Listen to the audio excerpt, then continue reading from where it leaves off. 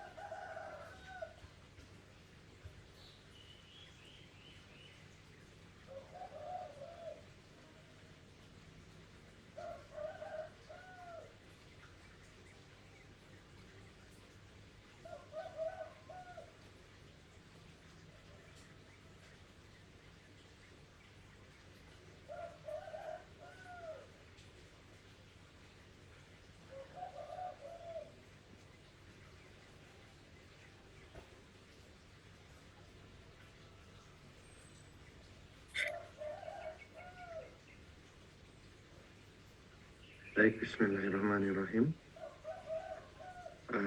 Kita akan mulai sambil nanti menunggu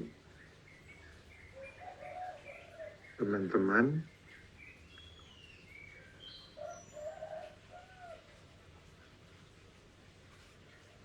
Mungkin saya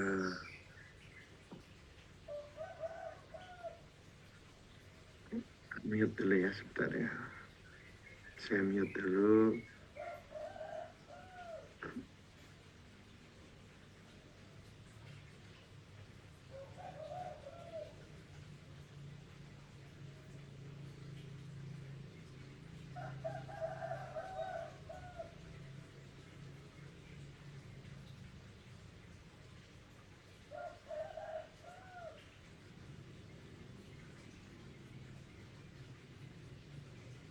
Baik.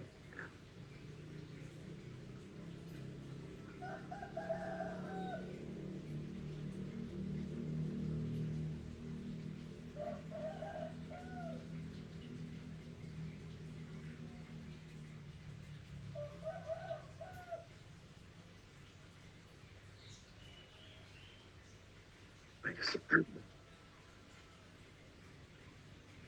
juga ada ya. Mohon maaf, ini ada sedikit kesulitan.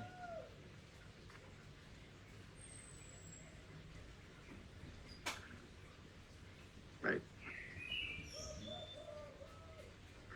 Internet.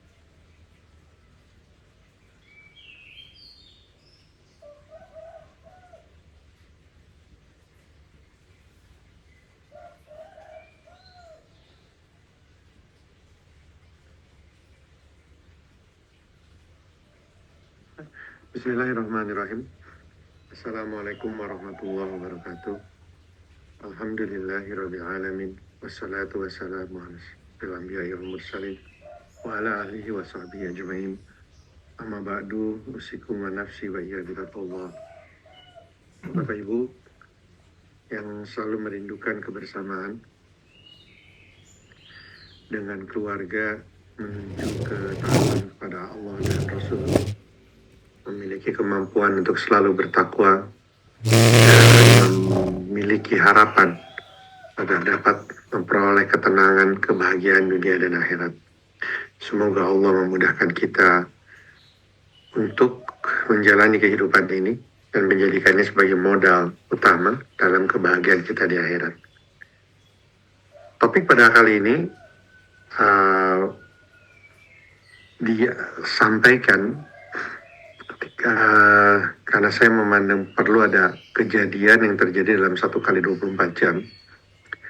Jadi yang satu kejadiannya sore hari, yang satu kejadiannya esok hari. Topiknya adalah mengenai psikosomatik. Jadi yang dibahas oleh kita adalah masalah psikosomatik. Psikosomatik itu merupakan adanya hubungan antara pemikiran atau psikis yang bisa mempengaruhi kondisi tubuh dan sebaliknya. Untuk faktor psikologis terdapat dua besar yang banyak terjadi di masyarakat, yaitu depresi, yang kedua kecemasan. Ya.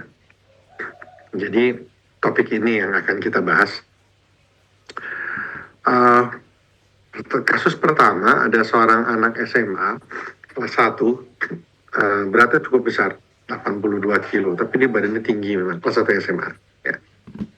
Nah, orang tuanya mengatakan bahwa dia itu sering pusing dan pagi harinya anak ini pusing, dibawa ke UKS ya, dan kalau di klinik itu ada tenaga kesehatan, lalu ketika dilakukan pemeriksaan tekanan darah 160 per 70, 156 per 72 gitu, dinyatakan memiliki hipertensi. Tentunya orang tuanya langsung segera pulang sekolah, sore hari dibawa ke tempat praktek, dan di rumah sakit kita menemukan 130 per 60, 124 per 65. Jadi saya ulang-ulang, hasilnya selalu ada perbedaan yang jauh antara sistolik dengan diastolik. Saya sampaikan pada orang tua, biasanya kalau anak-anak yang murni ada kelainan di tubuhnya seperti kelainan di ginjal, harusnya tekanan darahnya juga yang di bawah, maksud saya diastolik ya, itu ikut meningkat 80, 90 gitu ya pada anak-anak biasanya. Ini enggak, sering terjadi ketika diastolik normal dan sistoliknya tinggi itu pada orang-orang yang tidak bisa tidur, terjaga sepanjang malam. Kata ibunya, enggak kok anak saya tidur, atau tidurnya tidak bisa nyenyak karena banyak pikiran. Nah, ibu bilang kayaknya nggak ada pikiran. Terus ibunya nengok ke anaknya, emang kamu ada pikiran? Anak laki-laki nih. Setiap lihat ibunya, setiap manggut, iya ada, kata dia. Kamu ada pikiran apa? Kata dia. Si anak itu bilang, ya sekarang lah. Tanya. Semua kerja susah, nanti cari uang susah, aku sekolahnya gimana, nanti aku cari kerja apa, katanya. Sekarang dunia juga nggak jelas, ekonomi turun, saham turun. Dia bicara semua itu terkait semua permasalahan di dunia, masalah hukum, masalah keadilan. Dia bicara gitu, anak SMA, sampai dia tidak bisa tidur, cemas, dan akhirnya hipertensi. Saya berpikir, ini kok bisa sampai sedasar itu, tapi anaknya memang betul-betul kelihatan dia khawatir. Makanya yang saya sampaikan dulu ke anaknya, saya bilang, ayahnya dokter, saya bilang, dia lahir dan hidup di zaman penjajahan dan kemerdekaan. Kehidupan saat itu sulit sekali, sekolah sulit, bahkan mau makan juga mesti ngantri. Ketika mulai mahasiswa terjadi banyak pemberontakan lah, semua nggak jelas, kehidupan depannya bagaimana Indonesia nggak jelas. Waktu udah jadi orang tua juga begitu, silih berganti permasalahan, tapi survive. Saya juga mengalami krisis ekonomi tahun 98, mengalami juga kesulitan-kesulitan, tapi semua survive. Semua ada waktunya. Kemudian saya bilang sama orang tuanya, ibu luangkan waktu ibu sama bapak berbicara dari hati ke hati. Tapi bicaranya itu beri kesempatan anaknya bicara, tanpa disela, tanpa dihakimi. Ketika anaknya bilang, masalah dunia begini, udah kamu jangan mikirin, gak boleh begitu. Biarkan anak itu menceritakan kekhawatiran di mana saja. Lalu tugas ibu dan bapak untuk menenangkan. Karena berbeda ya. Zaman dulu saya SMA, saya nggak kepikiran nanti hidup bagaimana di Indonesia. SMA cuma datang, belajar, main. Ya, itu yang dipikirkan. Kenapa? Karena pada masa itu mungkin saya nggak baca koran yang sampai melihat situasi dunia itu bagaimana. Dan permasalahan yang ada di dunia, di Indonesia pun tidak semuanya tampak di koran kan. Tapi sekarang berbeda. Anak-anak yang belum memiliki kematangan pemikiran sulit untuk menyaring mana informasi yang benar dan yang tidak. Ditambah lagi dengan gaduhnya, ada yang pro, ada yang kontra. Mereka melihat bahwa dua-duanya ini yang mana yang mesti dipegang, itu membuat mereka menjadi galau. Mereka tahu permasalahan orang cari kerja, kan ada yang memposting bagaimana S1 tuh kalau kumpul untuk cari kerja tuh sampai ngantri gitu ya, sampai penuh di perusahaan tuh. Perusahaannya kadang cuma toko kecil yang berderet mau lamar banyak sekali. Nah sekarang ada yang bilang saking sulitnya pekerjaan, ada sebuah foto sampai mantan direktur pun ikut ke semacam ekspedisi, jadi kayak ada pasar besar untuk peluang-peluang kerja gitu. Itu mantan direktur. Itu disampaikan, dan itu anak-anak lihat, membuat mereka khawatir. Masalah hukum, masalah politik, masalah agama pun mereka kebingungan sebenarnya. Itu kita expose dulu ke kita. Oleh karena itu saya bilang mama ibunya jangan jangan disela, jangan dihakimi dulu, karena apa yang mereka alami berbeda dengan kita.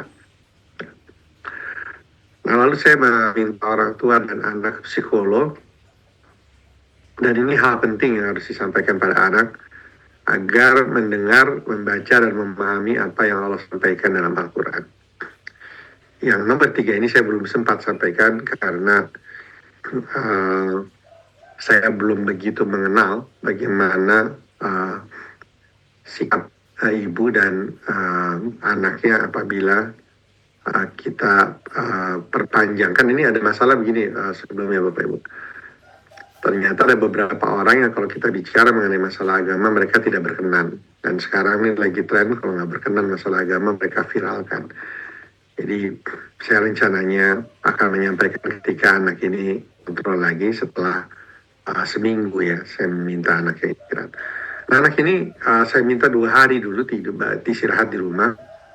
Kemudian ketika ibunya karena ibunya khawatir, keesokan harinya dia datang, bukan 2 hari tapi keesokan harinya disampaikan anaknya bisa istirahat, nggak sekolah, dia didampingin sama ibunya, dan memang karena darahnya normal 120 paling tinggi itu sistolika, diastolika 60-70. Jadi ini masalah psikosomatik. Menghadapi anak-anak yang seperti ini, atau mungkin kita juga mengalami yang sudah menjelang akhir masa pensiun, sudah masuk ke masa pensiun, mungkin sedang mengkhawatirkan masa depan ya. Usia saya yang harus mempersiapkan bagaimana nanti tuanya mikirin tabungannya, sementara anak masih butuh. Itu semua juga bisa menyebabkan kita menjadi khawatir, terutama yang paling sering bikin khawatir adalah masalah rezeki. Ya, ada yang masalah kesehatan, mungkin ada yang gelisah karena anaknya ya. Kemarin ada pasien yang anaknya ngamuk-ngamuk terus, jadi melawan terus orang tuanya dan sebagainya. Banyak sekali hal-hal yang membuat gelisah. Tapi kalau kita lihat kasus yang pertama ini, utamanya dia ke masalah pendidikan ke depan dan rezeki yang harus dia dapatkan ya. Sebenarnya agar kita mendapat jalan keluar dari kesulitan dan memperoleh rezeki ya, adalah 2 hal. Meningkatkan ketakwaan dan istighfar. Jadi kita fokus untuk diri kita dan keluarga kita, untuk kalau kita ketemu anak-anak yang gelisah, masalah masa depannya bagaimana, kita sampaikan 2 yang bisa dilakukan.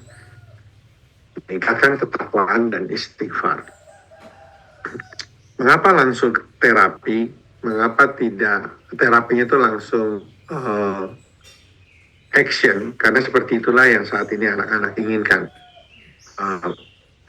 Dia menginginkan alasan, tetapi kalau kita memperbanyak, misalnya kita mulai dulu dengan ilmu agama yang dari awal mengenai tauhid dan sebagainya. Kadang mereka minta, ya jadi actionnya seperti apa? Oleh karena itu, jawaban yang dikeluarkan pertama kali adalah actionnya bagaimana, lalu disebutkan apa dalilnya, lalu bagaimana caranya. Ya. 2 saja, maksimal kita memberikan nasihat sebaiknya tidak lebih dari 3, karena sebatas itulah kemampuan manusia untuk mengingat. Ya, saya memilih 2, meningkatkan ketakwaan dan istighfar. Apa dalilnya dalam meningkatkan ketakwaan adalah Quran surat At-Talaq akhir ayat kedua. Allah Ta'ala berfirman, wa dan man, siapa yang yattaqi dari kata tia dan taki, yaitu dia bertakwa, dia itu orang-orang yang kita misalnya, siapa saja manusia yang dia bertakwa kepada Allah, yaj'al maka dia jadikan, dia ini maksudnya Allah, jadikan lahu kepada dia, dianya ini dia orang bertakwa, makhraja, jalan keluar. Jadi jalan keluar akan diberikan apabila siapa saja yang dia bertakwa kepada Allah, maka Allah jadikan untuknya jalan keluar. Maka jalan keluar ini menggunakan kata-kata makhraja. Makhraja itu sebuah jalan keluar yang lapang setelah orang melalui hal yang sempit yang awalnya dia tidak bisa melihat jalan keluarnya di mana. Seakan-akan kita ada di lorong bebatuan, kanan kiri batu tinggi, kemudian berkelok, sehingga waktu kita jalan sempit sekali ke situ, kita hanya lihat di ujung itu buntu. Kan tidak ada jalan, jadi kita harus jalan dulu. Oh, ini ada di kanan, ke kanan itu, sampai tiba-tiba begitu ada jalan keluar, itu sebuah lapangan yang luas. Itu yang disebut dengan makhraja. Dan siapa yang bertakwa pada Allah, Allah akan menjadikan untuknya jalan keluar. Jadi yang harus dilakukan ketika kita bingung ke depan, masa depan itu bagaimana, maka tingkatkanlah ketakwaan kepada Allah. Ustaz Adi Hidayat mengatakan makna diantaranya adalah siapa saja yang semakin dia tingkatkan ketakwaan kepada Allah, maka Allah akan berikan terus-menerus jalan keluar. Ini kalau kita lihat dari kata bahasanya, yang pertama ada kata-kata yattaqi sama yaj'al, kata kerja dua-duanya. Kata kerja fi'il mudhari artinya sekarang, akan, setiap, dan selalu. Di sini Allah menggunakan fi'ilnya fi'il mudhari. Sekarang, akan, setiap, selalu. Artinya sekarang bertakwa, maka sekarang juga Allah jadikan untuk kita jalan keluar. Sekarang bertakwa atau mungkin nanti akan Allah jadikan untuk kita jalan keluar pada waktunya, tentunya dengan segala keindahan rahmat dari Allah. Atau kita bertakwa maka Allah selalu jadikan untuk kita jalan keluar. Bapak Ibu mau mengingatkan lagi kata-kata takwa agar kita lebih mudah memahami. Kalau kita lagi baca Al-Quran ada kata-kata muttaqin, kata-kata orang yang bertakwa, maka makna takwa adalah membuat jarak antara kita dengan neraka.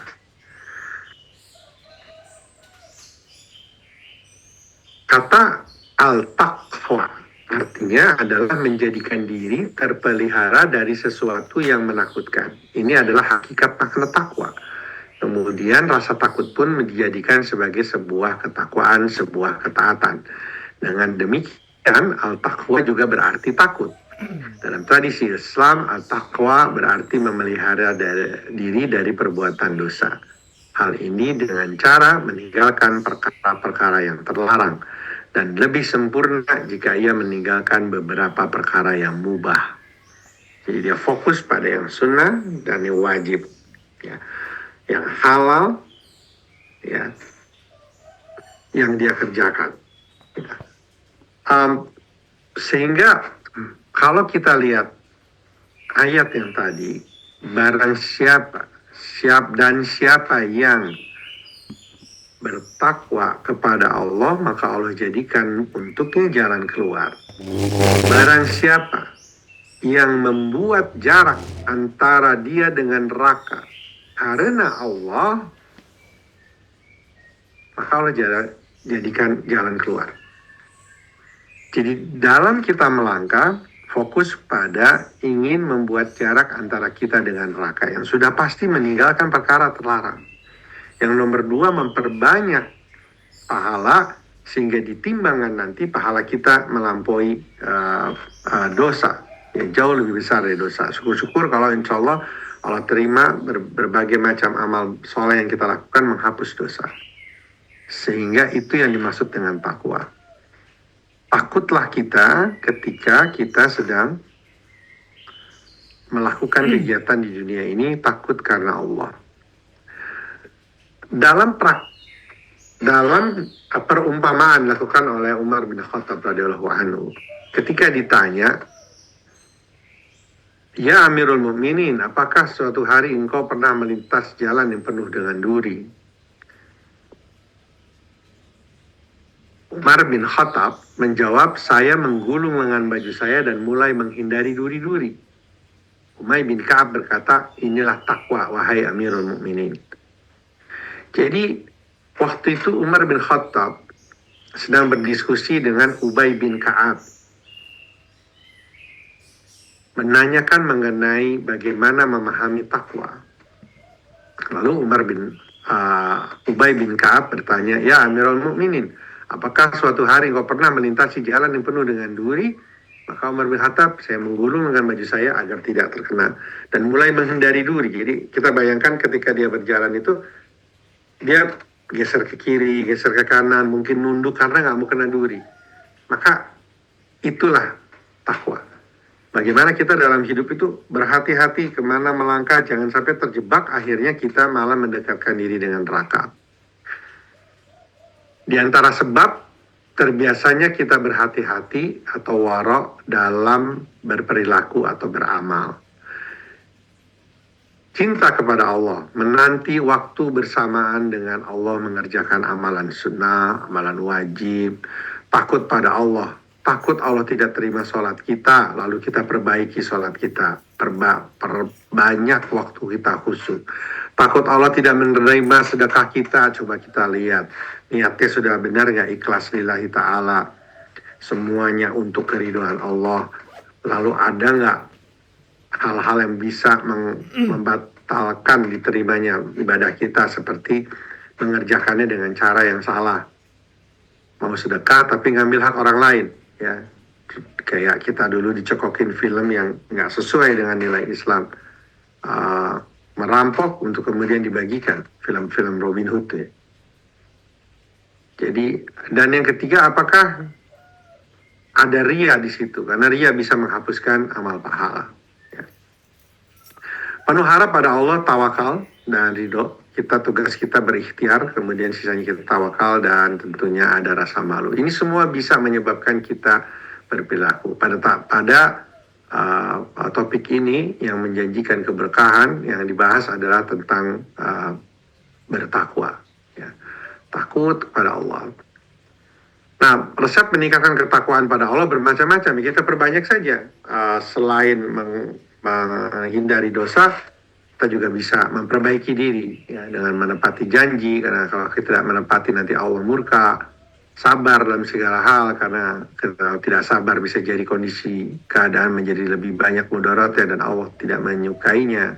Tidak membayar zakat, ya. Itu bukan meninggalkan, itu jelas sebuah keharaman. Sedekah di waktu lapang dan sempit, kita pernah bahas di surat Ali Imran ayat 132, dikatakan bahwa di 132, 33 sampai 35 ya. Di antaranya disampaikan bahwa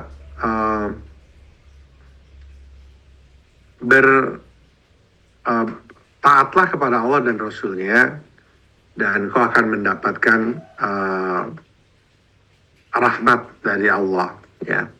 Dan di antaranya disampaikan adalah bahwa bersegeralah kita untuk mendapatkan ampunan dari Allah dan mendapatkan jannah, surga yang batasannya seluas langit dan bumi, dan itu disediakan untuk orang-orang yang bertakwa. Nah, siapa orang-orang yang bertakwa? Disebut dia bersedekah, berinfak di kala lapang dan kala sempit.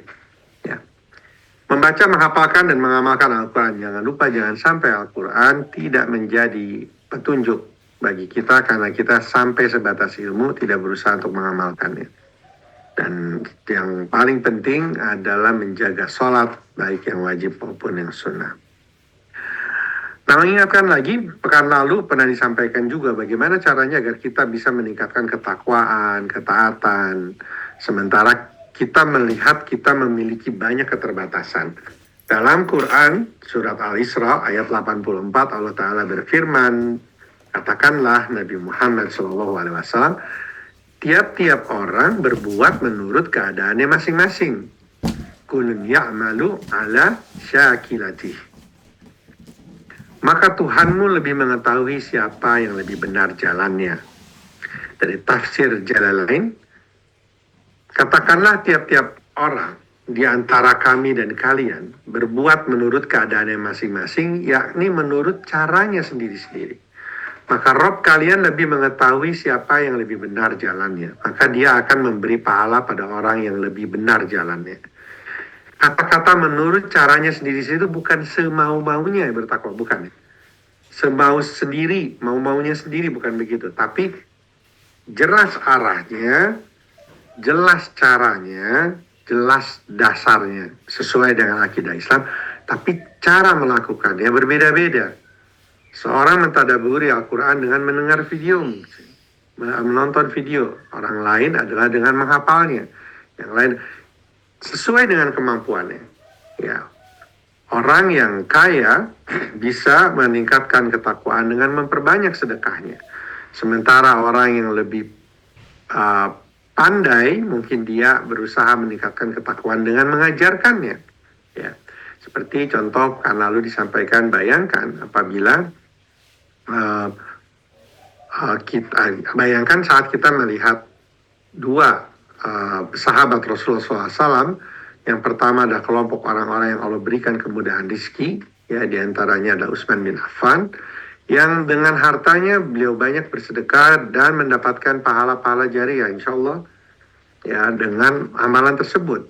Sementara Khalid bin Walid dengan kemampuan perangnya sebagai panglima, dia banyak membebaskan orang-orang Islam, menjadikan orang banyak masuk Islam dan mudah sekali beribadah padanya. Maka begitulah cara Khalid bin Walid mendapatkan pahala jariah, ya.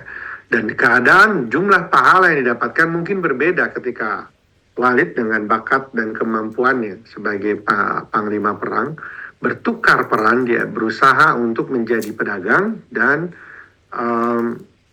mencoba memperbanyak amal dari kegiatan sedekah. Atau sebaliknya, orang yang punya kemampuan untuk bekerja, berbisnis, mendapatkan uang yang banyak dan bersedekah, memilih jalan yang lain. Jadi kita yang mengetahui cara masing-masing sendiri-sendiri, sesuai dengan kemampuan kita, sesuai dengan pekerjaan kita. Ya.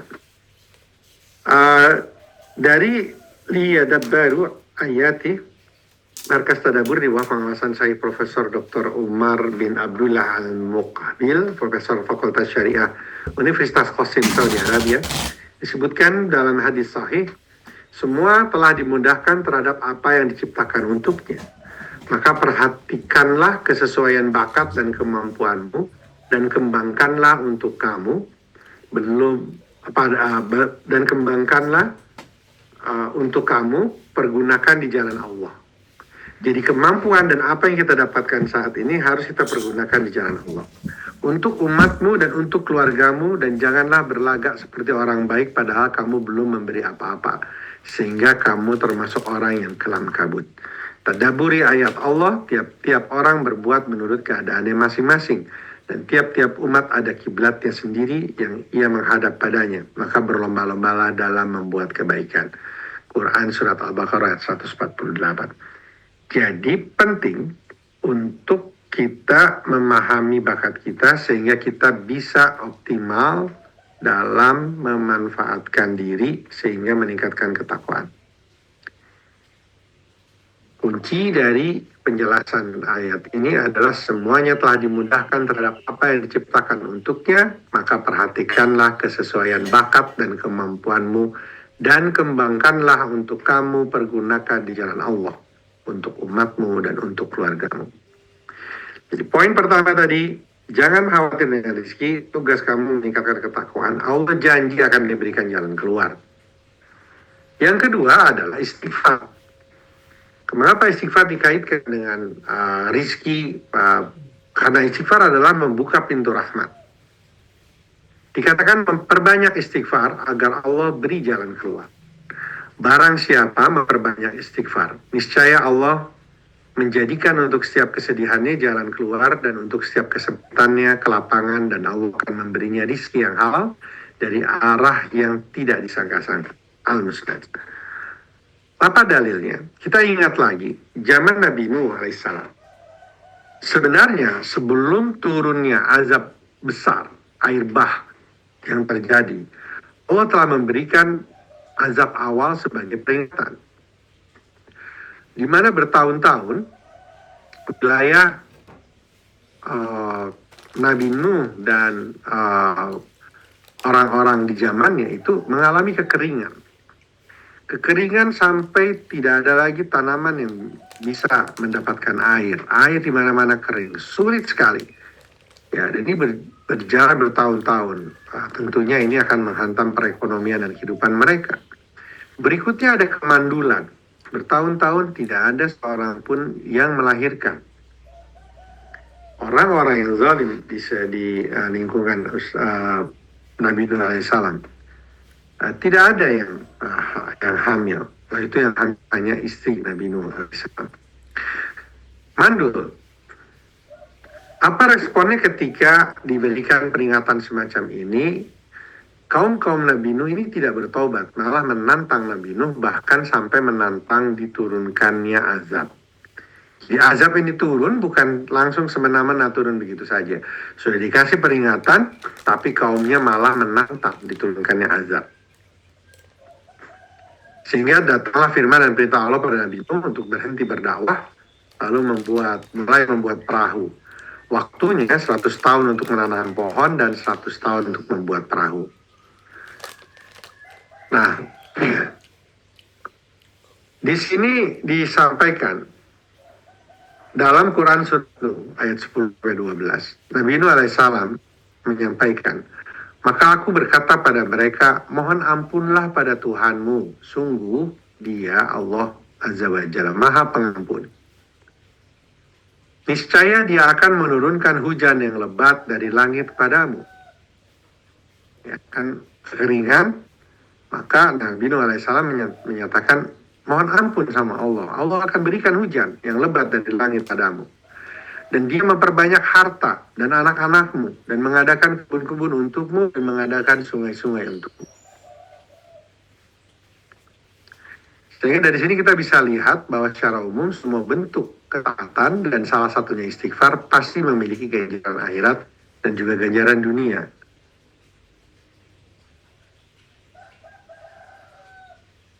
Dikisahkan dalam tafsir Al-Qurtubi bahwa suatu hari ada orang mengadu pada Al-Hasan Al-Basri tentang lamanya paceklik. Maka beliau pun berkata beristighfar kepada Allah. Kemudian datang lagi orang yang mengadu tentang kemiskinan. Beliau pun memberi solusi, beristighfarlah kepada Allah. Terakhir ada orang yang meminta agar didoakan punya anak. Al-Hasan pun menimpali, beristighfarlah pada Allah. Ar-Rabi bin Syabih yang kebetulan hadir di situ bertanya, mengapa engkau menyuruh mereka semua untuk beristighfar? Maka Al-Hasan Al-Basri pun menjawab, aku tidak mengatakan hal itu dari diriku sendiri. Namun sungguh Allah telah berfirman dalam surat Nuh, aku, Nabi Nuh, berkata pada mereka, kaumnya maksudnya, beristighfarlah pada Rabb kalian, sungguh Dia Maha Pengampun. Niscaya Dia akan menurunkan kepada kalian hujan yang lebat dari langit, dan Dia akan memperbanyak harta serta anak-anakmu, juga mengadakan kebun-kebun dan sungai-sungai untukmu.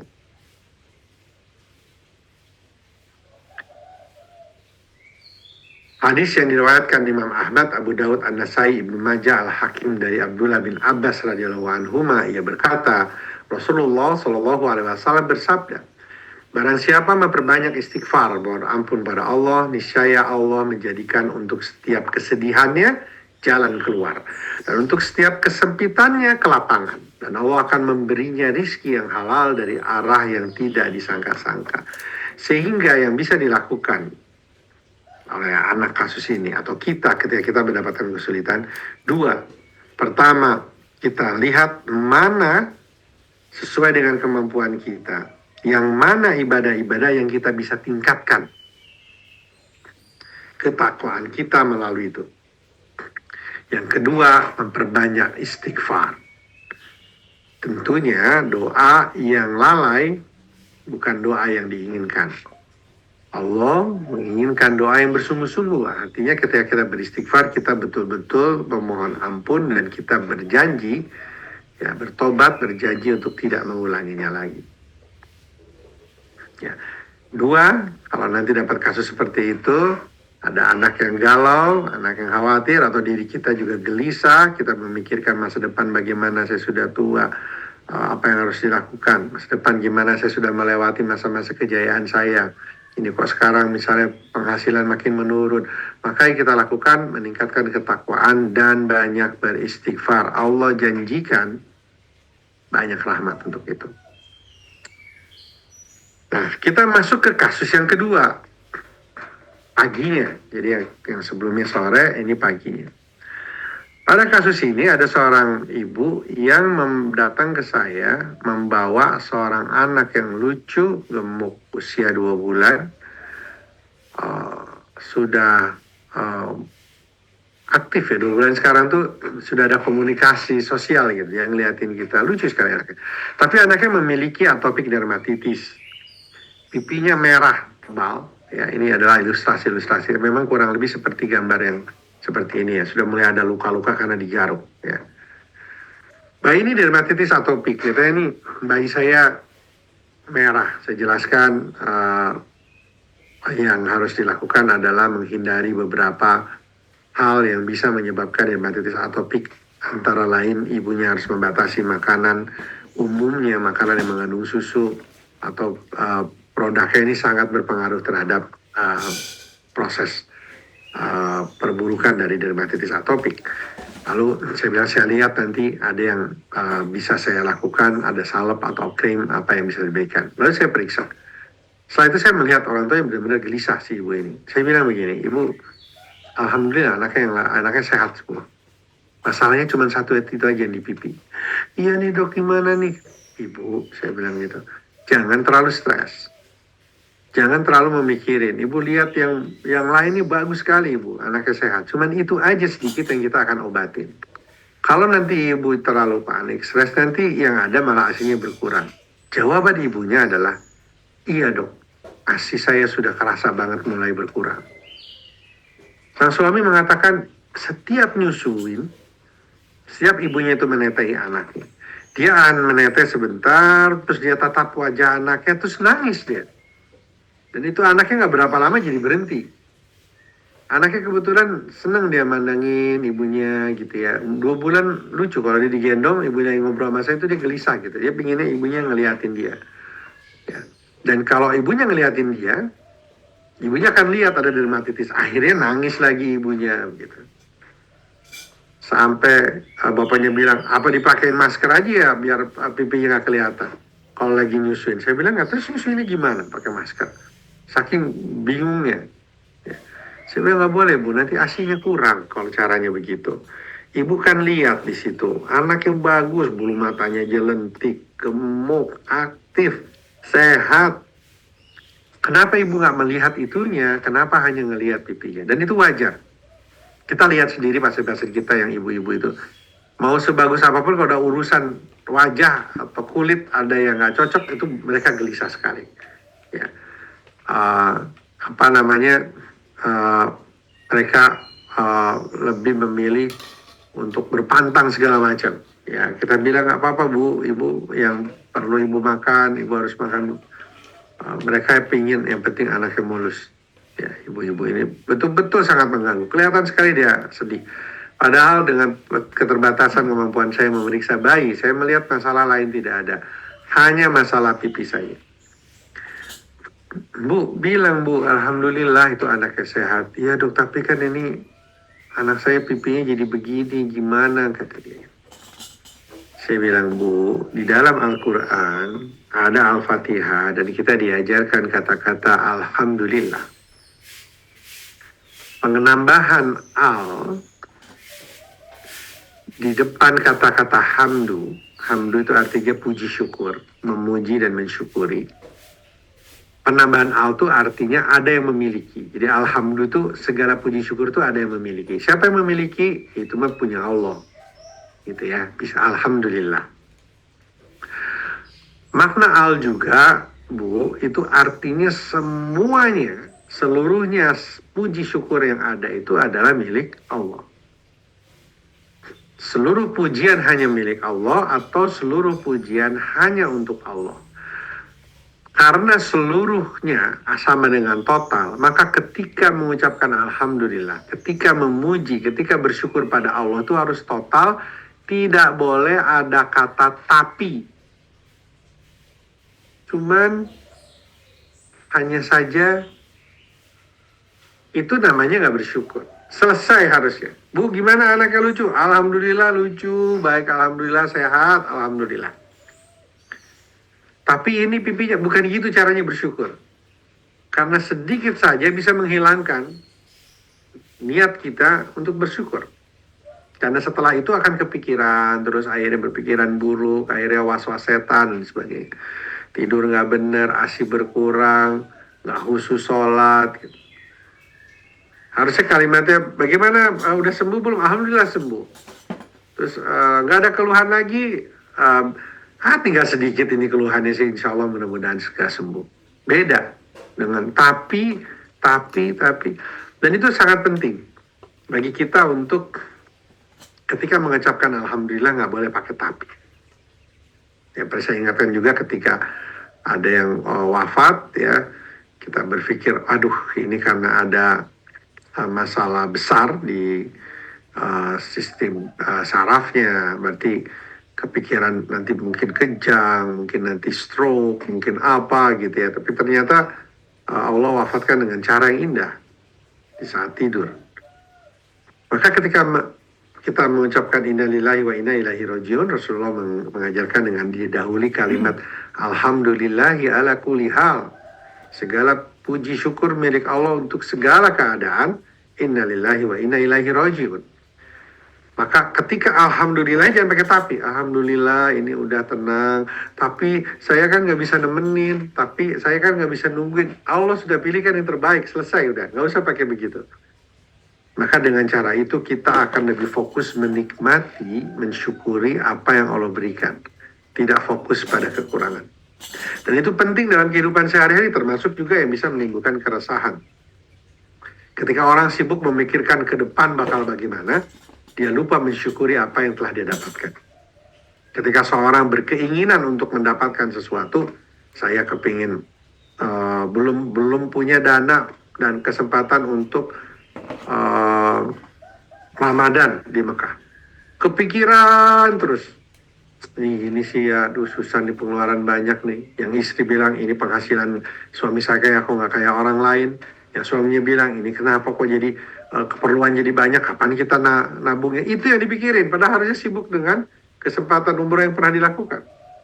Atau kita ingin punya mobil tertentu, dipikirin terus yang belum didapat ya, padahal yang udah dapatkan banyak.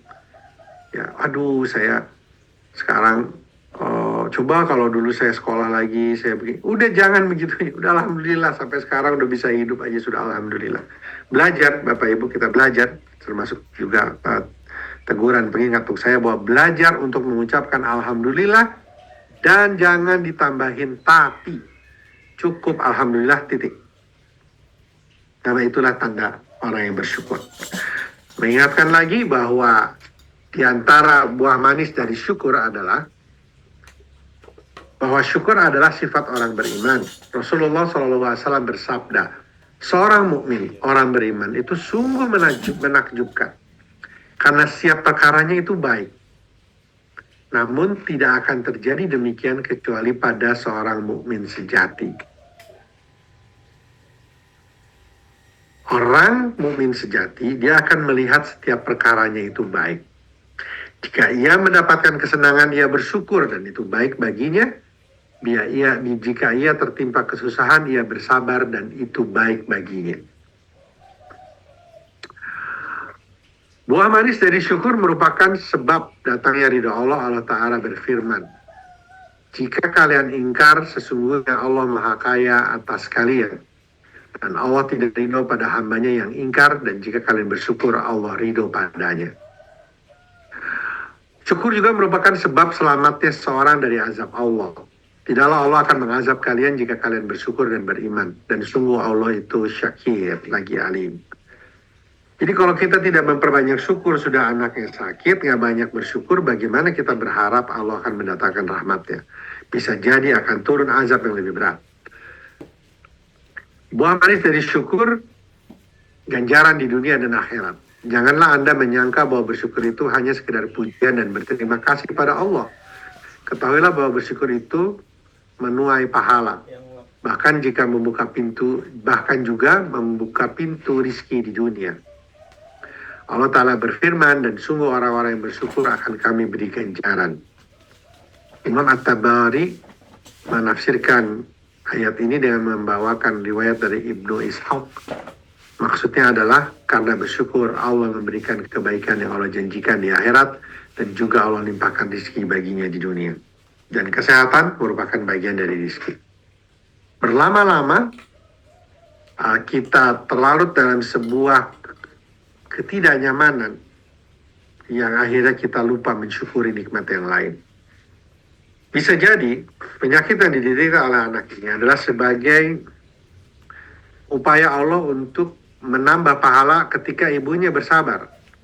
Namun justru manusia kadang berubah arahnya tidak untuk Allah, malah dia sibuk dengan tidak mensyukuri. Bisa jadi kesedihan si ibu ini sebagian terkadang sedih karena ingin memohon pertolongan pada Allah, kesedihan karena anaknya sakit.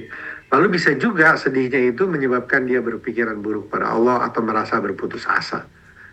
Ya, jadi kita harus ingatkan, yang begini ibu, kita sabar, kita ikhtiar, kemudian tawakal sambil berjalan, jangan lupa mensyukuri hal yang lain. Karena kita, kalau ibu bersyukur, pasti akan Allah tambahkan nikmat. Karena Allah menjanjikan, Allah berfirman dalam Quran surat Ibrahim ayat ke-7, dan ingatlah juga, tatkala Allah mengumumkan, sesungguhnya jika kamu bersyukur, pasti kami akan menambah nikmat padamu. Dan jika kamu mengingkari nikmatku, maka sesungguhnya azabku akan pedih. Ingat, bersyukur terhadap nikmat Allah. Kalau mengingkari nikmatnya, tidak mengakuinya, tidak menjalankan syukurnya, maka azab Allah akan pedih. Bapak Ibu, saya mengingatkan diri saya, keluarga, Bapak Ibu dan keluarga, bahwa kata-kata syukur itu tidak cukup hanya diucapkan di mulut, tapi harus di hati dan diwujudkan dalam amalan. Seorang dikatakan bersyukur ketika dia mengucapkan Alhamdulillah dan hatinya mensyukuri, kemudian dia memanfaatkan nikmat Allah itu sebagaimana yang Allah inginkan, baru itu disebut bersyukur. Pergunakanlah badan kita, tangan kita, keluarga kita, harta benda kita, pekerjaan kita sesuai dengan apa yang Allah ridhoi, itulah tanda syukur. Dan bersyukur itu berat, itu cobaan yang sangat besar. Ketika ada musibah sedikit, misalnya seperti dermatitis atopik tadi, pasti setan akan berusaha untuk menghilangkan pahalanya. Setan akan berusaha menambah dosa. Seorang ibu, ketika dia sedih hati melihat anaknya sakit, Allah janjikan penghapusan dosa dan doanya diijabah. Bagaimana untuk mengimbangi besarnya pahala yang didapatkan ibu ketika anaknya sakit adalah dengan menghasut ibu itu untuk tidak bersyukur. Sampai-sampai Allah Ta'ala berfirman dalam Quran surat Saba ayat 13, sangat sedikit sekali di antara hambaku yang mau bersyukur. Bapak Ibu, sudahkah kita menjadi hamba yang sedikit itu? Ada di antara hamba-hamba sedikit, yaitu yang mau bersyukur, atau ternyata kita termasuk yang Allah sampaikan sangat sedikit sekali di antara hambaku yang mau bersyukur, dan ternyata kita tidak Allah hitung sebagai orang yang bersyukur. Ibnu Katsir mengatakan yang dikabarkan ini, yang difirmankan Allah ini sesuai kenyataan. Artinya memang sedikit sekali yang mau bersyukur. Sa'di berkata banyak sekali memang yang tidak mau bersyukur pada Allah Ta'ala atas nikmat harta yang diberikan dan juga nikmat dihilangkan yang musibah.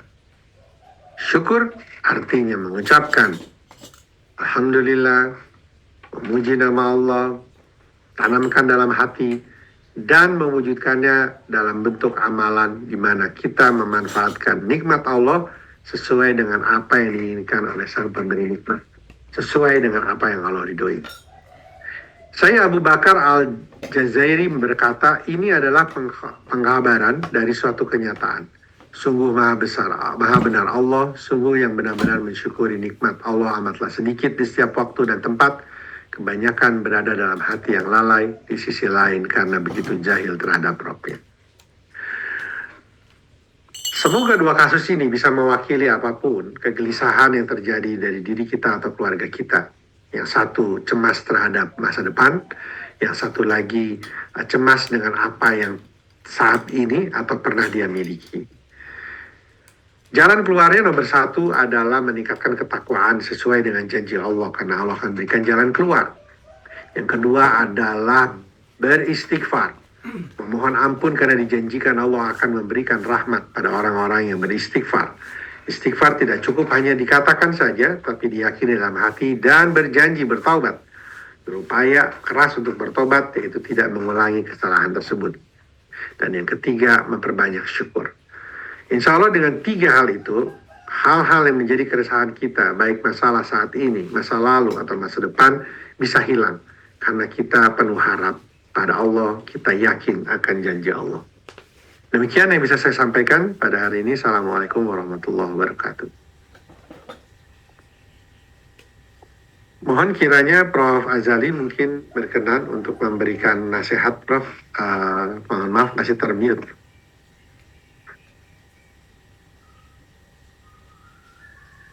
Masih termute. Ya, silakan, Prof. Assalamualaikum warahmatullahi wabarakatuh. Waalaikumsalam warahmatullahi wabarakatuh.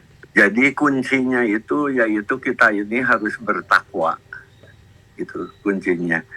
Dan takwa tadi telah dijelaskan Dokter Kiki bahwa utamanya itu kita menjaga jarak antara kita dan neraka.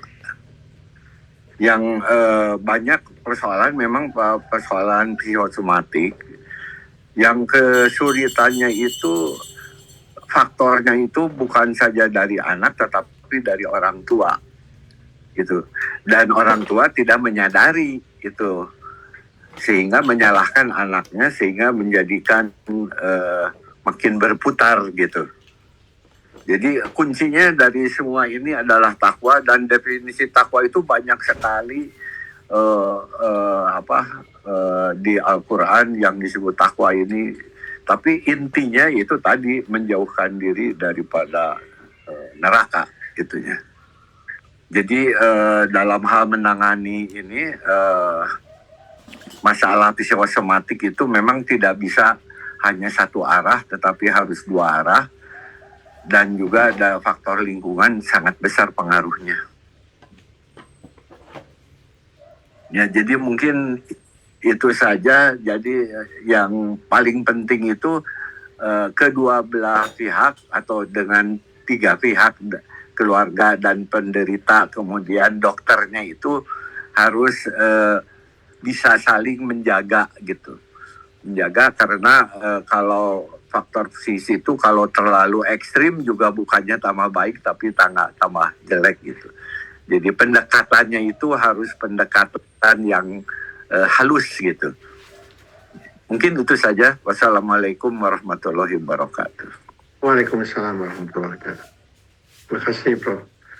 Prof, ingatan kita sebagai tenaga kesehatan atau sebagai mungkin orang yang dituakan atau sebagai kawan, sebagai anak ketika berhadapan dengan orang yang mengalami gejala psikosomatis, bahwa pendekatannya tidak bisa satu hal. Kita tidak bisa menilai permasalahan hanya pada anak saja, karena kami dokter anak, jadi fokus pasiennya tentunya anak-anak. Tetapi juga harus dilihat kondisi yang lain sebelum menghakimi. Langkah pertama adalah mendengarkan, kemudian mencoba mengurai problemnya apa, ya. Karena terkadang anak yang sampai stres begitu, mungkin secara tidak sadar orang tuanya pernah mengatakan hal-hal yang menyebabkan si anak itu merasa tertekan. Atau anak yang terlalu dimanjakan dengan kemudahan sehingga ketika dia melihat dunia luar dia akan menjadi galau. Atau banyak sekali.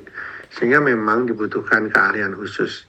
Oleh karena itu diantaranya yang saya kemarin sampaikan pada orang tuanya adalah ke psikolog ya, untuk bisa mendapatkan kira-kira jalan keluarnya bagaimana. Prof. Azhari juga mengingatkan peran kita sebagai seorang tenaga kesehatan atau ketika kita berhadapan dengan orang. Itu harus hati-hati ya. Jangan terlalu cepat menghakimi. Jangan terlalu mudah mendoktrin karena bisa jadi doktrin yang kita lakukan itu justru sumber masalah. Pada beberapa kesempatan, beberapa kali sebenarnya kita mendapatkan beberapa orang-orang tua yang baby blues, terutama ibu-ibu yang dia mengalami kesulitan menyusui, lalu dengan ikhtiar yang sesuai kemampuannya dia memberikan susu formula, lalu datang kepada tenaga kesehatan yang memang memiliki perjuangan yang baik untuk memperjuangkan ASI, tetapi kemudian terlalu cepat menyalahkan ibu mengapa menggunakan susu formula gitu. Kalimat-kalimat yang disampaikannya justru bisa jadi membuat si ibu itu menjadi sangat sedih dan itu menjadi masalah ya. Seyogianya kita melihat dulu permasalahannya di mana, kekhawatirannya di mana. Jangan sampai mungkin dia memberikan susu formula juga karena desakan dari pihak keluarga, padahal dia tinggal bersama mertua. Memang betul harus hati-hati, harus hati-hati. Jadi dalam kondisi yang seperti itu yang kita bisa lakukan adalah membantu ibu itu untuk relief dulu. Ya seperti misalnya kalau saya mengatakan ini dok, ini terpaksa pakai susu formula gini-gini gitu ya. Saya mengatakan bahwa sejauh ini belum ada larangan yang menyatakan susu formula itu terlarang karena ada beberapa kondisi seperti ibu yang di ICU padahal anaknya butuh ASI ya, atau memang ibu yang berhenti sama sekali ASInya nggak bisa keluar, itu masih diperbolehkan. Sekarang yang ibu inginkan jalankan dulu sambil pelan-pelan nanti kita berusaha agar kembali full ASI. Sabar aja dulu Bu, kita lihat dulu nih kan sekarang beratnya naik, ibu pelan-pelan. Itu akan merelief ya. Karena kalau dulu di awal itu banyak orang tua yang memang trennya berniat ingin memberikan susu formula.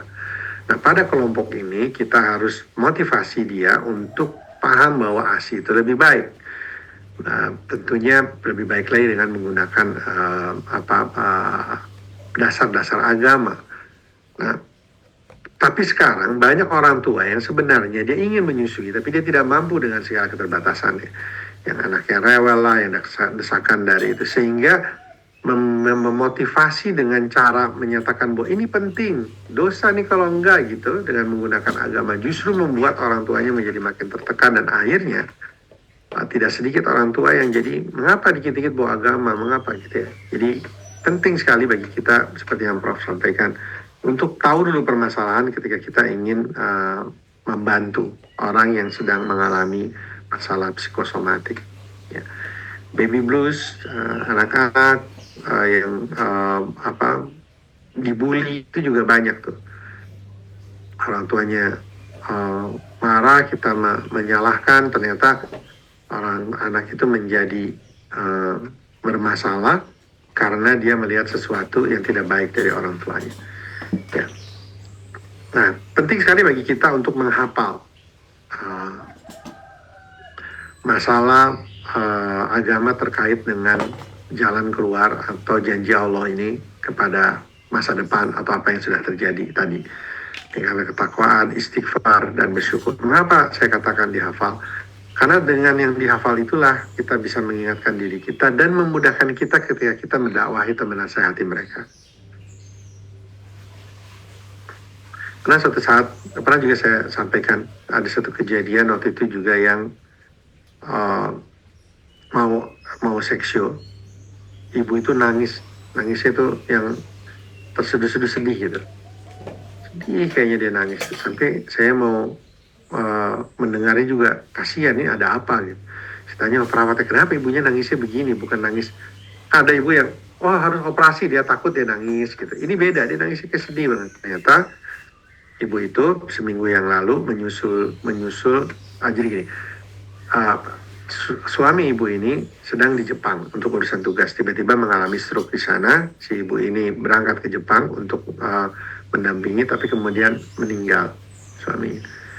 Nah, seminggu kemudian melahirkan. Jadi dia ingat dengan suaminya, dia juga gelisah gitu ya. Maka saat itu saya tidak langsung menghampiri ibu itu. Saya biar ibunya relief dulu ketika ibunya menggendong bayinya. Bayinya lahir, ibu sedang gendong, esok harinya ibunya lagi menggendong, masih kelihatan sedih menangis. Saya khawatir betul sedihan itu menyebabkan ASI-nya jadi berhenti. Saya sampaikan, Bu, saya bilang, kalau ibu melihat nih ada orang tua ngantar anaknya ke sekolah sampai depan gerbang, kira-kira orang tuanya mendoakan apa? Terus ya keselamatan, anaknya di sana senang, di sekolahnya baik, nanti pulang juga dijemput baik, selamat sampai ke rumah. Ibu tahu kan perasaan ibu itu ketika mendoakan anaknya, betul-betul dia ingin anaknya itu mendapatkan kebaikan. Bu, ibu bisa membayangkan nggak bagaimana perasaan seorang ibu ketika lahir anaknya, dia tahu kalau anak ini ketahuan sudah lahir sebagai anak laki-laki, maka dia akan dibunuh oleh penguasa. Jadi kejadian ini ada, kejadian lahirnya Nabi Musa alaihissalam. Nabi Musa lahir sebagai laki-laki, saat itu sedang diumumkan setiap bayi laki-laki lahir harus dibunuh. Lalu ibu tahu apa yang dia lakukan ibunya, dengan penuh kesedihan dia berdoa. Ibu ingat nggak sama Allah disuruh apa? Nah, jawaban ibu itu disuruh dilepas di sungai. Saya bilang bukan. Kalimat yang Allah berikan pertama kali kepada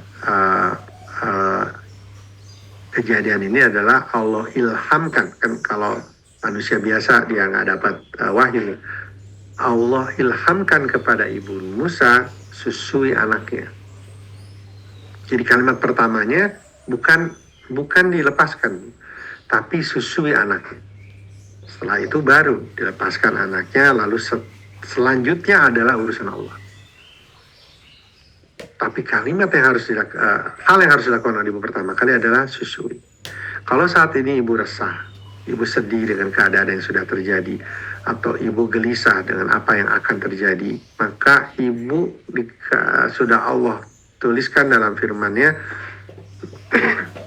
susui anaknya. Tugas ibu ke depan, sehari ini dan berapa hari ke depan, udah cuma nyusuin dulu, itu yang Allah minta. Sisanya ibu serahkan. Nah, itu bisa insya Allah membuat ibunya sadar indahnya Islam ini, ya Allah, untuk setiap keresahan, masalah-masalah hati yang resah, penyakit-penyakit hati yang mental health ya, mental disease ya, penyakit mental itu ada jawabannya dalam Al-Quran. Tinggal kita bagaimana memahami dan menghafalkan, setidaknya walaupun tidak hafal bentuk, tahu dan menghafalkan hal-hal penting dalam Al-Quran yang bisa membantu kita dalam menyelesaikan permasalahan keresahan hati di lingkungan pasien kita, teman-teman kita, atau keluarga kita. Baik, ada lagi yang mungkin bisa sharing di kolom chat belum ada? Ya, Prof. Fazil, mangga Prof. Ya.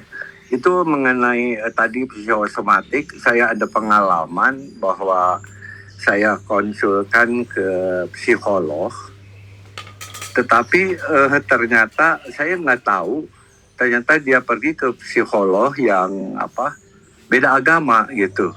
Oh iya. Ya, jadi saya setelah itu selalu hati-hati, saya ini dulu apakah psikolognya itu beragama Islam, apakah dia itu taat atau tidak, karena ada psikolog yang tidak pernah sembahyang, jadi nanti nasihatnya itu justru bertentangan gitu. Jadi itu hati-hati gitu kita kalau ke psikolog, lebih baik kita analisa dulu atau kita sudah tahu kita mau ke psikolog karena dia itu kenal baik dan juga agamanya bagus gitu. Mungkin itu tambahan sedikit sih. Assalamualaikum. Waalaikumsalam warahmatullahi wabarakatuh. Iya Prof, betul Prof. Jadi teman-teman mungkin sudah waktunya kita untuk mengetahui ya bidang siapa saja orang-orang di bidang yang mungkin kita perlukan itu yang memang sedang berusaha dalam ketaatan pada Allah, karena itu jadi penting ya. Saya sendiri kalau ada anak remaja yang bermasalah biasanya suka kirimnya ke dokter Dr. Aisyah Dahlan. Beliau bukan psikolog tapi beliau memahami masalah psikologis anak psikologis sehingga dia mampu menjelaskan. Saya pernah berapa kali melakukan perjalanan bersama istri dengan beliau. Jadi beliau selalu meluangkan waktu konsultasi. Jadi kalau di bus atau di mana tuh satu-satu datang ke sebelahnya, lalu beliau menjelaskan. Nah, itu dengan menggunakan dalil-dalil agama dan sebagainya. Kita butuh orang-orang seperti itu. Mungkin kalau ada teman-teman di sini yang tahu ada grup kajian psikolog ya, dan ada di sekitar kotanya, mungkin bisa diinfokan. Menyimpang sedikit dari topik ini, Prof. Azhari, saya juga pernah punya pengalaman. Ini ada anak perlu disunat. Sebenarnya dia nggak ada masalah, udah besar juga, TK waktu itu, dia mau disunat. Dan orang tuanya pingin sunatnya sama dokter bedah. Karena waktu itu dokter bedah yang saya pahami, yang paling senior dan paling nyaman dalam komunikasi dan baik itu, saya serahkan. Nah, ternyata dokter bedahnya kan non-muslim. Sehingga dia menyunatnya nggak betul-betul sampai bersih gitu. Bagaimana ya? Jadi dia lebihkan kulitnya dengan alasan dengan kelebihan ini bisa membantu anak ini dalam kehidupan suami istri nantinya. Yang dia tidak pertimbangkan adalah ternyata kulitnya tumbuh lebih pesat dibandingkan pertumbuhan penisnya. Sehingga dalam waktu berapa tahun saja si penisnya udah agak ketutup setengahnya. Dan anaknya betul-betul marah karena dia ingin bersih ketika sholat. Dan dia bilang ini repot jadinya gitu. Karena kotor, lengket dan sebagainya. Dia marah-marah anaknya, orang tuanya jadi marah-marah. Akhirnya anaknya minta disunat ulang. Jadi memang penting sekali, bukan berarti rasis ya, tapi pada kondisi-kondisi tertentu penting sekali kita juga untuk menilai kalau kita mau konsul ini muslim atau tidak muslim, itu juga penting ya, kecuali dalam keadaan darurat. Dan juga taat atau tidak taat, karena justru yang lebih sulit itu kalau mengirim kepada sejawat yang muslim tetapi masih belum berupaya untuk taat, karena nasihatnya bisa lebih berbahaya dibandingkan yang non muslim ya.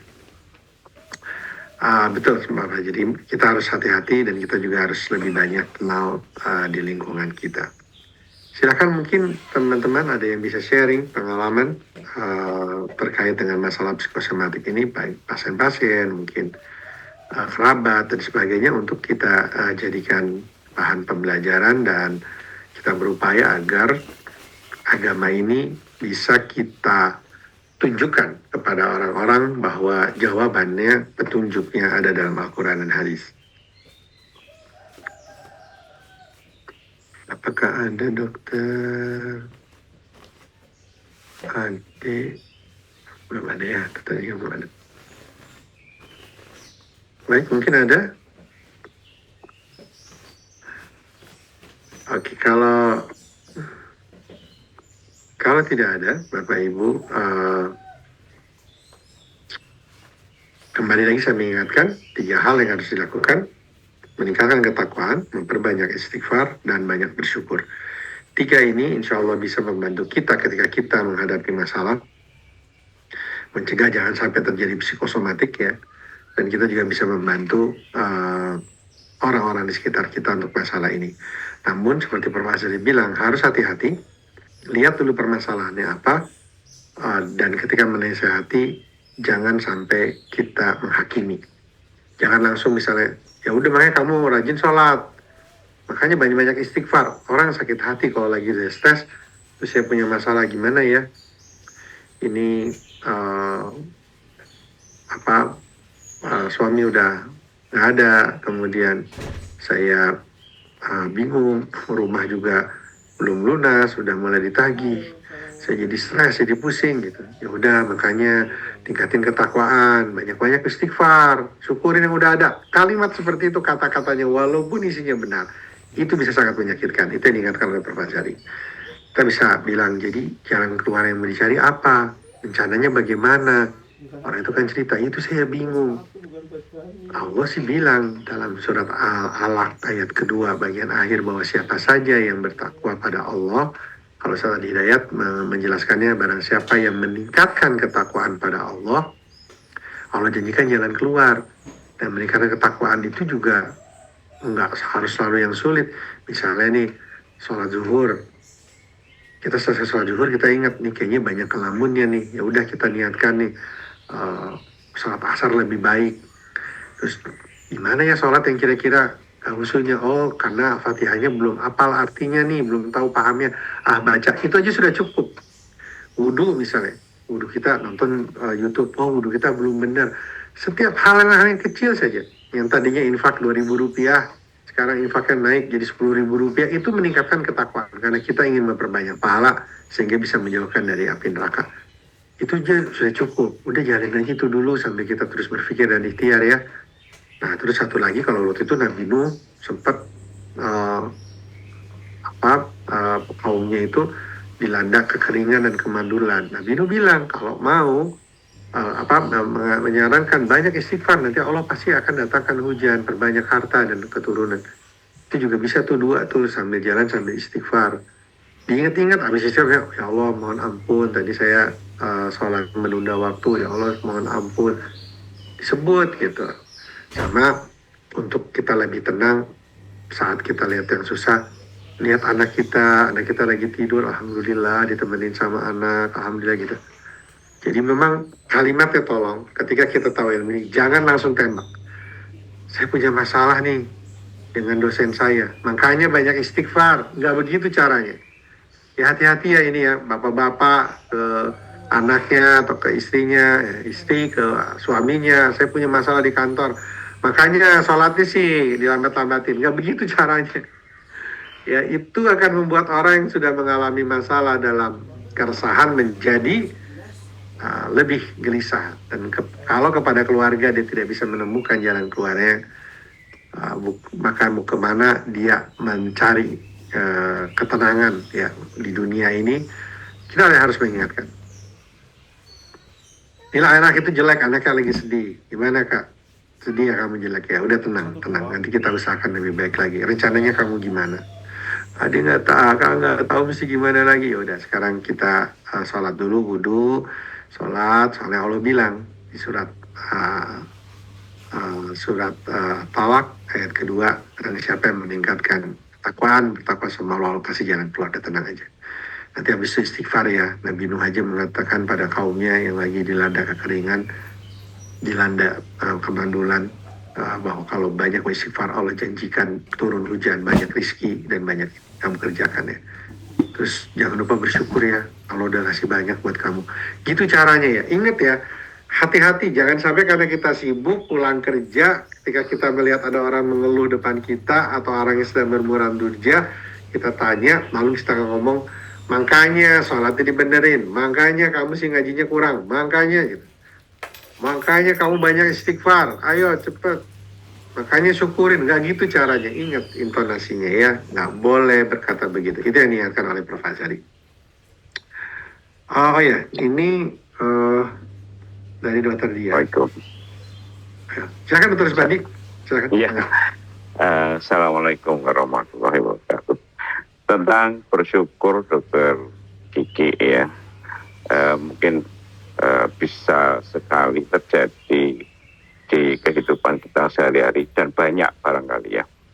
Tapi kalau seandainya dalam hati kita balik seperti kasus yang Dr. Kiki sampaikan tadi, dia bersyukur alhamdulillah, tapi kalau mamanya dibalik di dalam nurani kita, atau si ibu tadi bilang, ini loh dok, apa itu anak saya begini, pipinya begini, tapi saya tetap bersyukur masih ada sehat banyak. Apa itu? Nah, umpamanya dibalik seperti itu gimana, Dok? Apakah ada perbedaan di dalam penilaian? Terima kasih. Terima kasih, Dr. Spandi. Jazakallah khair. Jadi kalau yang dicontohkan Dr. Spandi itu ketika bersyukurnya dia nggak menggunakan tapi. Ketika masalahnya disebut, kemudian dia bersyukur. Jadi si tapinya itu, tapi saya bersyukur karena gitu. Jadi ini tidak sama dengan alhamdulillah yang menggunakan tapi. Kalau yang dimaksudkan tadi, saya lupa yang menyampaikan kalau nggak salah itu. Kita sampaikan keluarnya, kita sampaikan kelainannya dulu, tapi baru tetap bersyukur dengan kondisi seperti itu. Itu bagus, insya Allah. Itu berbeda dengan konteks yang tadi. Ketika dia mengucapkan alhamdulillah, lalu dia menyebutkan tapi kurang ini, tapi kurang itu. Kalau ini berbeda kan. Makanya, ya. Itu baik kalau begitu baik, karena dia justru mengingatkan diri dia, menanamkan ke dia untuk cepat-cepat bersyukur. Kadang kan pasien datang, dok ini anak saya belum bisa jalan, tapi alhamdulillah sih yang lain-lainnya sih bagus, makannya bagus, anaknya aktif, tapi kok nggak makannya bagus, cuman ini, jadi bilang gini, dok ini anak saya belum bisa jalan, pada umurnya udah setahun. Tapi alhamdulillah kalau makannya bagus, aktifnya bagus, malah sekarang udah bisa ngomong. Nah itu tidak jadi masalah, karena dia tetap mensyukuri yang sudah ada, dan itu kekuatan bagi dia untuk mengingatkan dia untuk bersyukur. Nah, yang dokter Rusmani sampaikan juga itu baik sekali, dok. Waktu anak ini yang topik itu, saya juga bilang begini, Bu, ini anak ibu kan biasanya ini kalau dermatitis atopik ini alergi protein susu sapi. Alhamdulillahnya kelihatannya di pipi dulu. Anaknya belum mengalami diare berdarah. Karena kalau yang lain tuh ada yang nggak pakai tanda, tiba-tiba dia alerginya langsung di usus. Jadi diare berdarah, diare kronik, berat badan nggak bisa naik gitu. Ini sih kita alhamdulillah lihat ada sesuatu lebih di luar, lebih ringan. Itu juga salah satu bentuk untuk mengingatkan dia untuk masih ada yang disyukuri. Seperti ada seorang kepala sekolah, dia pemilik sebuah sekolah Islam. Beliau ini kepleset jatuh, palanya kebentur, sempat pingsan, dibawa ke rumah sakit. Nah, terus dia bilang gini, waktu saya jenguk, iya katanya, saya jatuh, saya nggak ingat katanya. Taunya saya kena, pas diperiksa di sini, taunya saya kena kencing manis katanya. Kan nggak ada hubungannya ya. Coba kalau saya nggak jatuh, nggak ketahuan saya kencing manis, dia ngomong gitu. Artinya dia melihat ketika ada musibah, Allah memberitahu sesuatu, ada yang lebih penting. Ya, jadi yang Dr. Spandi katakan, orang itu berusaha untuk menenangkan dirinya dan menguatkan dirinya. Dia datang anaknya sakit, kemudian dia mensyukuri nikmatnya. Terima kasih Dr. Spandi. Insya Allah ada ini Dr. ada statement yang mungkin bermanfaat ya. Jadi dalam artian bersyukur bahwa kita harus seyakinnya bahwa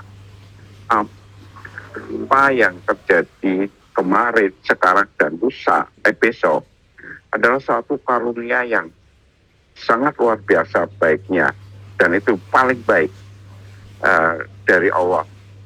Walaupun kita merasa bahwa itu tidak baik, bahkan sangat tidak baik, tapi kita harus yakin bahwa itu adalah karunia yang kita yakini bahwa itu adalah yang terbaik.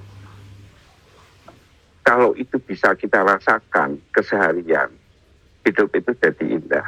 Mungkin itu bisa menjadi satu statement untuk matur nuwun. Terima kasih Dr. Spandi, jazakallahu khair. Betul Dr. Spandi, alhamdulillah, terima kasih mengingatkan. Ya.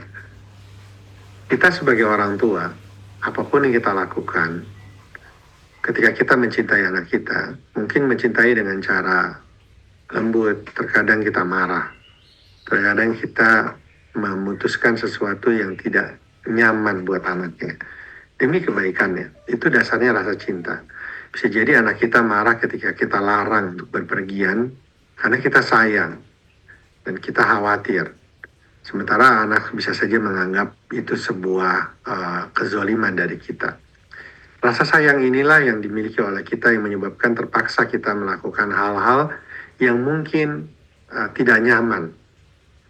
Nah, diingatkan bahwa kita sebagai orang tua ini hanya sebatas berupaya menunggu anaknya lahir, kemudian merawatnya. Padahal upaya yang kita lakukan untuk memperoleh anak itu tidak seberat, tidak sesulit Allah menciptakan anak kita dan menjaganya dalam kandungan. Kemudian ketika anaknya lahir sampai sekarang remaja atau dewasa itu sesungguhnya uang yang kita miliki juga diberikan oleh Allah, jabatan juga dari Allah, kemudahan dari Allah, kepintaran semua dari Allah untuk anak itu. Sehingga apapun yang Allah lakukan itu karena Allah lebih sayang sama kita daripada kedua orang tua kita sayang ke kita. Karena Allah sayangnya Allah ke anak kita tuh jauh lebih besar daripada sayang kita ke anak, maka kita harus yakin bahwa apapun yang Allah berikan, baik buruk, nyaman, tidak nyamannya, itu semua karunia Allah. Karena kita tahu Allah itu sayang sama kita. Kalaupun Allah misalnya marah dengan perbuatan dosa kita, Allah akan sangat bergembira dan sangat mudah memaafkan kita, jauh lebih mudah daripada kedua orang tua kita memaafkan kita. Kemampuan kita untuk memaafkan anak kita, walaupun dia udah segimana ngeselinnya, cukup dia bilang maaf ya, maaf bun, itu rasanya sudah menyenangkan. Karena kita cinta sama anak kita. Nah, Allah cintanya lebih besar lagi daripada orang tua ke anaknya. Maka betul seperti Dr. Rusmandi sampaikan, tanamkan dalam hati bahwa apapun itu semua karena karunia Allah. Terima kasih. Ada dari Dr. Dia, ini juga penting sekali. Dia menulis begini. Kasihan ya, si Fulan itu skizofrenia. Terus dijawab, loh yang kasihan kan yang waras, yang sakit nggak dihisap. Dari secuil tanya jawab itu alhamdulillah mengubah sudut pandang. Ya. Yang dianggap suatu negatif jadi bisa tegak karena skizofrenia itu bukanlah beban.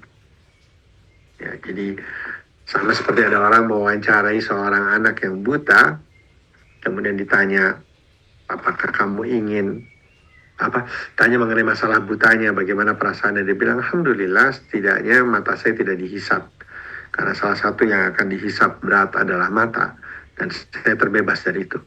Jadi sebegitu indahnya orang ketika memahami agama ini, yakin kepada keputusan Allah, dia dengan tegar, bahkan untuk suatu hal musibah yang kita tidak bisa bayangkan itu terjadi, orang-orang itu masih bisa tersenyum, masih bisa bersyukur, sehingga pasti insya Allah jauh dari psikosomatik. Ya. Baik, silakan, mungkin ada lagi. Silakan sharing, Dok, berkenan langsung mungkin. Dokter Dia, silakan. Iya. Assalamualaikum warahmatullahi wabarakatuh. Waalaikumsalam. Ini saya pelaku. Karena keluarga saya dikelilingi oleh keluarga-keluarga yang schizofren semua, dan saya hidup saya khawatir bahwa saya juga akan suatu saat saya kena schizofren juga. Tapi alhamdulillah saya dapatnya ini bipolar seperti itu. Ya, ini penyakit yang antik buat saya ya, seperti itu. Nah, dari yang saya rasakan itu ini ya, intention, maksud dari seseorang itu ketika menghadapin dan kemudian berkomentar. Saya belajar dari ibu saya dan ayah saya ketika menghadapi kakak saya yang schizofren itu, saya lebih merasakan bahwa ibu saya itu cintanya itu tanpa pamrih ya, benar-benar nggak ada rasa terbebani. Ayah saya saya merasakan masih ada rasa, anak saya itu menjadi beban buat saya. Itu yang saya rasakan, Dok. sehingga diterimanya itu menjadi berbeda. Kata-katanya mungkin sama, tapi perlimaannya itu berbeda. Ya makanya sholat, tapi bisa diterima dengan enak, tapi kadang juga bisa tidak diterima, tergantung. Kalau saya merasakannya itu tergantung dari niatnya orang itu, atau bagaimana dia tuh berhadapan. Saya sering kali dikatakan orang-orang itu bahwa saya orang yang aneh gitu. Ya mungkin Dokter Anita itu tahu bagaimana anehnya saya. Tapi ada teman yang mengatakan, kamu itu unik gitu. Dan setiap kali saya bercerita, dia menanggapinya itu dengan berbeda. Rasanya itu yang berbeda. Sehingga lama-lama saya mengerti, oh ini dia memang maksudnya itu benar tulus, tidak merasa terbebani, tidak merasa malu berkawan dengan saya seperti itu. Dan itu yang membuat saya, ya Allah memberikan teman-teman yang akan membantu saya seperti itu. Itu Dok, rasanya bukan apa kata-katanya, tapi niat yang dibalik kata-kata itu. Itu aja Dok. Baik, terima kasih. Terima kasih Dokter.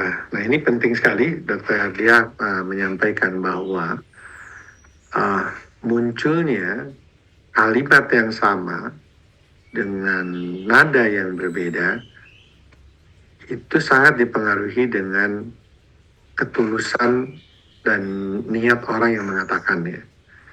Ketika seorang mengatakannya dengan penuh cinta, mau tidak mau, walaupun mungkin nadanya sama, gaya penyampaiannya sama, makanya sholat itu bisa dirasakan oleh orang yang diberikan nasihat, mana yang betul-betul niatnya baik, mana yang menghakimi.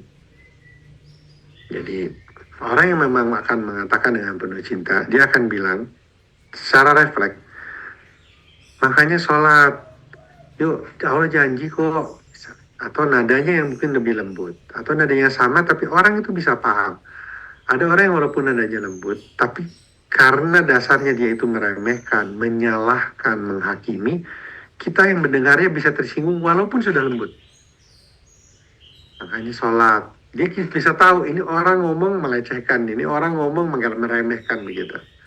Itu penting sekali bagi kita untuk menjalin sebuah empati ketika kita ingin menasehati orang. Pasien-pasien kita yang kita berikan nasihat bisa merasakan apakah kita tulus memberitahunya itu untuk kebaikan dia atau anaknya, kalau dokter anak tuh, atau kita ingin menghakimi dan menilai ini salah, ini benar, harusnya kalian begini. Dan itu semua muncul dari hati. Oleh karena itu kita harus melatih diri kita untuk selalu berprasangka baik dan berusaha mensucikan hati kita dari kebiasaan untuk menilai sesuatu itu buruk. Kemunculan sifat kita dalam menanggapi, menasehati yang akhirnya dirasakan tidak tulus, itu biasanya muncul dari kesombongan walaupun itu ringan. Apa itu sombong? Di antaranya adalah merasa orang lain lebih rendah dari kita. Misalnya begini, ada pasien datang, ya, dia bingung, dia bertanya. Hal yang menurut kita harusnya tidak perlu ditanyakan. Lalu kita bilang misalnya, dalam hati ini orang ngomongnya gini sih. Akhirnya yang keluar emosi, bukan mendidik tapi mempermalukan. Sebuah kalimat yang sering saya sampaikan itu, saya sering kali hati-hati tapi berusaha. Ketika seorang ayah atau ibu mengulang-ulang pertanyaan yang sama, seperti misalnya, dok ini nggak apa-apa kan? Saya bilang, pak gini, dok anak saya normal kan? Gitu. Padahal saya sudah bilang anaknya tidak normal dan harus dilihat oleh dokter anak, karena dokter anak ahli saraf, karena dia ada CP dan sebagainya. Itu saya bilangnya, Pak, kalau anak ini normal, mungkin saya rujuk. Kalimatnya sampai begitu, karena diulang-ulang. Kemudian saya coba perbaikan begini Pak, kadang kita ingin anak ini normal. Kalau anak Bapak itu betul-betul tidak normal, maka saya sebagai dokter anak mudah untuk mendiagnosisnya. Misalnya kepalanya kecil atau terlalu besar gitu. Nah, karena anaknya ada hal yang tidak wajar, saya butuh bantuan. Itu kalimat jadi berbeda, karena yang satu ingin membantu, yang satu lagi kesal gitu, karena diulang-ulang. Ada lagi misalnya kalimat yang diulang-ulang, jadi anak saya boleh sekolah. Saya bilang, jangan ya Bu, ini masih sakit. Nanti tanya lagi, jadi anak saya boleh sekolah. Nah itu saya bilang, maaf ya Bu, kalimatnya padahal simpel ya. Yang pertama, dalam keadaan kesal, saya refleks mengatakan begini, Bu, tadi Ibu ingat, tadi saya bilangnya apa, coba Ibu ingat. Terus dia diam, terus, ya dok, nggak bisa karena lagi sakit. Iya Bu, soalnya kadang orang juga ada yang habis kunci pintu tuh bolak-balik, udah kunci belumnya, udah kunci. Nah, saya khawatir Ibu sampai rumah, ragu-ragu, boleh sekolah apa enggak, padahal saya sudah bilang enggak. Itu dalam keadaan semi kesel. Padahal kalau di kesempatan lain yang hati ini lagi tenang, begitu Ibu menanya, saya jawabnya dibalik, Bu, maaf nih Bu ya, ini kan Ibu terpaksa jadi bertanya berulang, saya khawatir saya ngejelasinnya kurang jelas. Ya. Nah, dan juga saya suka tuh Bu, kadang kunci pintu mobil aja bolak-balik ngecek ini bener nggak udah dikunci. Takutnya kagak kunci, padahal sebenarnya udah dikunci. Nah, saya khawatir itu, coba Ibu ingat-ingat nih. Tadi waktu Ibu nanya, kira-kira jawaban saya boleh apa nggak sekolah? Terus dia diam, ya dok nggak boleh. Nah itu penting, supaya Ibu nanti sampai rumah nggak lupa kalau ini jangan sekolah. Kalau Ibu ragu-ragu, Ibu WA saya. Itu topiknya sama, tapi kalimatnya berbeda, karena perasaan kita yang satu lebih tenang, yang satu tidak tenang. Yang satu lebih melihat orang itu butuh bantuan, kita harus membantu, jadi ikhlas ingin membantu. Yang satu lagi keburu kesal. Itu yang diingatkan oleh Dr. Dia tadi, pentingnya kita menjaga hati agar kita bisa membuat orang, pasien kita, keluarga kita yang memiliki masalah psikosomatik, masalah mental illness dan sebagainya itu merasa lebih nyaman dan kita akhirnya bisa benar-benar membantu. Semoga Allah meridhoi upaya kita untuk bisa membantu meringankan beban orang lain. Ada lagi mungkin?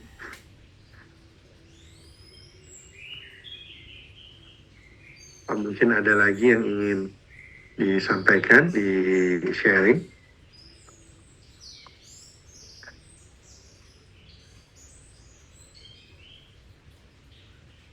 Oh ya, sebelum ditutup, Bapak Ibu ada sedikit tips yang saya dapatkan dari semacam tips-tips mengenai komunikasi ya. Jadi Bapak Ibu mungkin ada yang menyadari bahwa seringkali kalau saya bertanya ada yang mau bertanya, ada yang mau menyampaikan, selalu saya diam. Diam 7 detik sebenarnya dok. Setelah itu saya biasa mengulangi lagi. Silahkan kalau ada lagi, lalu saya diam lagi 7 detik. Jadi ternyata butuh waktu 7 detik. Ketika kita menyampaikan ada yang mau bertanya atau ada yang menyampaikan, kita harus menunggu 7 detik untuk orang-orang itu menyiapkan diri apa yang mau ditanya, apa yang mau disampaikan. Kemudian diulang 2 kali. Mungkin ada lagi, terus diam lagi 7 detik. Itu seringkali memberi kesempatan teman-teman dalam sebuah diskusi ketika dia ingin disampaikan, dia menata dulu bahasanya. Jadi jangan terburu-buru, ada yang mau nanya, silakan. Mungkin ini penting, ada yang bisa di-sharing. Terus saya bicara gitu tuh membuat orang yang mau ngomong agak sulit untuk dia menatanya. Jadi itu salah satu tips kalau nanti Bapak Ibu berdiskusi atau ingin memberi kesempatan pasien atau siapa untuk menyampaikan, beri waktu jeda 7 detik dan diulang sekali lagi. Kalau sudah 2 kali 7 detik belum ada, berarti kita bisa anggap memang sudah tidak ada lagi yang akan disampaikan.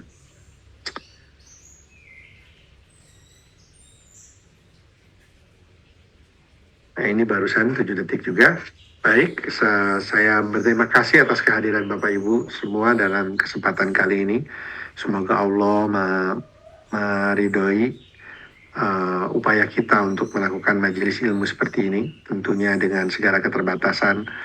Semoga Allah memberikan kemudahan bagi Bapak Ibu untuk menerima ilmu dan hidayah yang lebih benar dan lebih baik daripada apa yang saya sampaikan. Semoga Allah mengampuni apabila ada kesalahan-kesalahan dalam saya menjelaskan masalah agama ini dengan menggantikannya dalam bentuk ilmu yang lebih baik kepada Bapak Ibu semua dan saya dan keluarga. Semoga Allah selalu tunjukkan yang benar itu benar, termasuk dalam penyampaian ilmu ini. Semoga Allah memberikan keberkahan bagi Bapak Ibu yang telah memberi kesempatan bagi saya untuk sharing dan terus-menerus berusaha untuk menambahkan ilmu pengetahuan. Semoga ilmu-ilmu yang kita dapatkan ini tidak membuat kita menjadi sombong, karena iblis pun dengan ilmunya justru dia sombong, tidak mau mengikuti perintah Allah untuk bersujud depan Nabi Adam. Semoga ilmu dan amalan kita terus-menerus diterima oleh Allah dan tidak terhapus oleh dosa-dosa yang kita lakukan. Akhir, semoga Allah pertemukan kita nanti di surga bersama keluarga kita. Ingin rasanya saya memperkenalkan istri dan anak-anak saya langsung pada Bapak Ibu, seperti saya juga ingin bertemu dengan Bapak Ibu yang saya belum sempat menemui. Ingin bertemu dengan Bapak Ibu dan keluarga, dan tempatnya saya ingin surga Firdaus dengan para nabi, para sadiqin, para solehin, para syahidin. Subhanakallahumma bihamdika asyhadu an la ilaha illa anta astaghfiruka wa atubu ilaik. Assalamualaikum warahmatullahi wabarakatuh. Terima kasih Prof. Azali. Terima kasih Dr. Rusbandi semua, Dr. Dia Kemal Lubudia. Yuk, Saya tanda semuanya. tamin. Assalamualaikum. Matur nuwun Waalaikumsalam Dokter Dr. Kiki. Dr. Rusbandi, makasih ya. Iya, makasih ya. Matur nuwun Mas Nuhun. Matur nuwun. Mbak Titi, makasih ya. Salam Ya, buat matur nuwun Pak bagus Firman, sekali. ya. Jazakallah Dokter Kiki. Assalamualaikum. Jazakallah khair Dr. Hikmah. Waalaikumsalam. Matur nuwun Dokter Kiki. Sehat Kata selalu. Mara, nuhun, amin, sami-sami teh, nuhun. Terima kasih Dokter Kiki. Dr. Karin, lama gak ketemu, sehat dok, insya Allah dok. Iya, sehat dok. Alhamdulillah. Iya, Ya, mudah-mudahan alhamdulillah. bisa ketemu lagi ya. Iya dokter. Terima Benar, kasih. Sama-sama Dr. Karin, monggo. Jazakallah khair Dokter Kiki. Sami-sami Dr. Vita, jazakillah khair. Bapak Ibu, saya izin untuk Hatur Salah nuwun dari Dokter Gabriel. Kiki. Ya, Dr. Endang, sami-sami, Dr. Endang, makasih berkenan hadir. Ya, Assalamualaikum. Waalaikumsalam warahmatullahi wabarakatuh. Saya izin pamit dan ini akan menutup Zoom ini. Assalamualaikum warahmatullahi wabarakatuh. Waalaikumsalam. Waalaikumsalam.